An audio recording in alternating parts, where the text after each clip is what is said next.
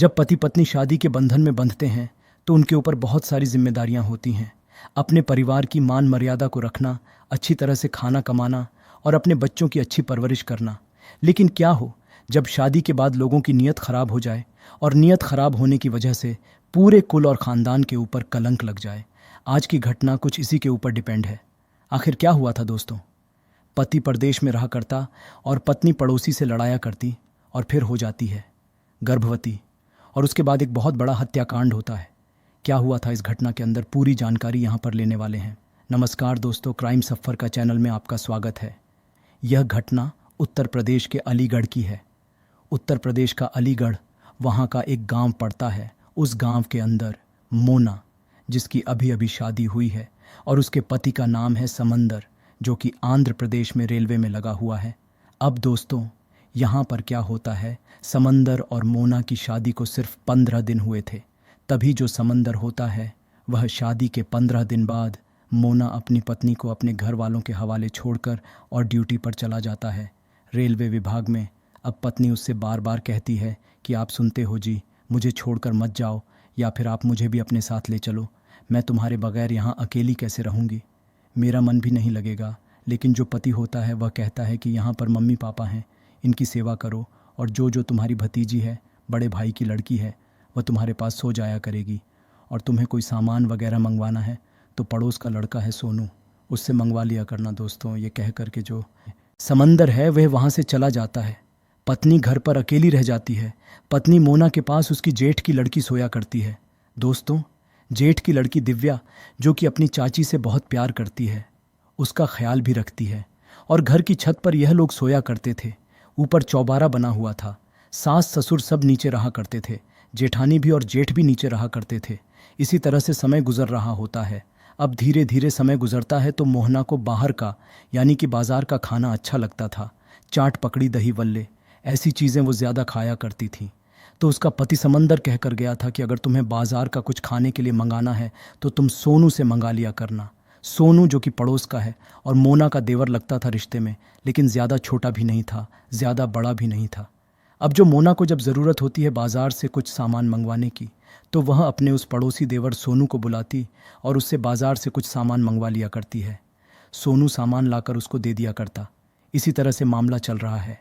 लेकिन जो मोना होती है, उसको अपने पति समंदर की बहुत ज़्यादा याद आने लगती है, क्योंकि वह उसको तभी से छोड़कर गया था जब शादी के 15 दिन हुए थे।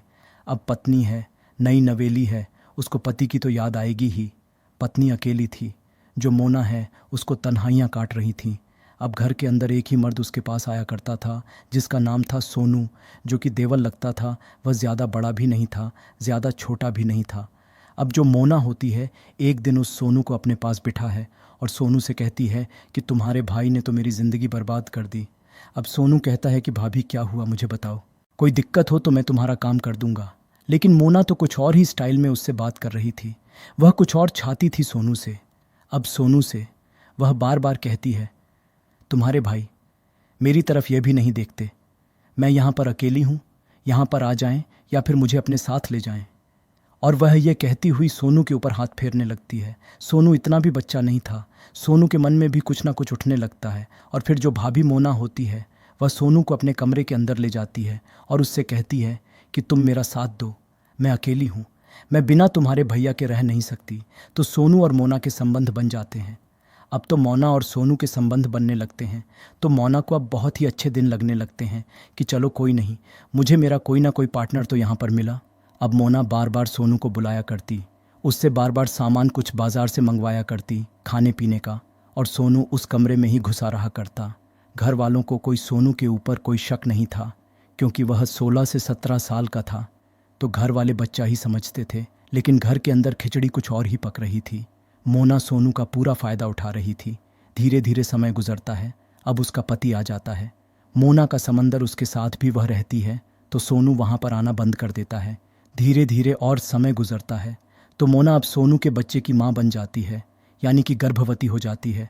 लेकिन वह उस बच्चे को अपने पति को फ़ोन करके कहती है कि यह तुम्हारा बच्चा ठहर गया है और हम माँ बाप बनने वाले हैं। तो उसका पति समंदर बहुत खुश होता है, क्योंकि अभी अभी वह यहाँ से गया था दोस्तों। अब जो मोना है वह अपने देवर सोनू के साथ मौज मस्ती रंगरलियां मना ही रही थीं, लेकिन मोना की जो जेठानी की लड़की थी वह भी उसके पास सोया करती। अब कुछ समय गुजरता है तो एक दिन मोना सोनू को अपने घर पर बुलाकर के चौबारे में उसके साथ नग्न हालत में संबंध बना रही थी। तभी अचानक जेठ की लड़की दिव्या वहां चली जाती है और उन दोनों को रंगे हाथों पकड़ लेती है। दिव्या अभी छोटी ही थी, ज़्यादा बड़ी बच्ची नहीं थी। अब दिव्या देखती रह जाती है कि ये क्या हो रहा है, तो जो मोना होती है अपनी जेठ की लड़की को अपने गले से लगा लेती है और कहती है, दिव्या बेटी किसी से मत कहना वरना गजब हो जाएगा। दिव्या कहती है, ठीक है चाची, मैं किसी से नहीं कहूँगी। उसके बाद मोना के दिल में कुछ उठने लगता है। सोचती है कि यह बच्ची है, कभी ना कभी तो किसी से कह ही देगी। तो वह अपने प्रेमी सोनू से कहती है कि इसको हमें रास्ते से हटाना होगा और बड़ी सफाई से हटाना होगा, वरना ये हमारा भांडा फोड़ देगी। दोस्तों, ये दोनों देवर भाभी प्लान बनाते हैं और जो लड़की होती है दिव्या प्लानिंग के तहत उसकी हत्या कर देते हैं।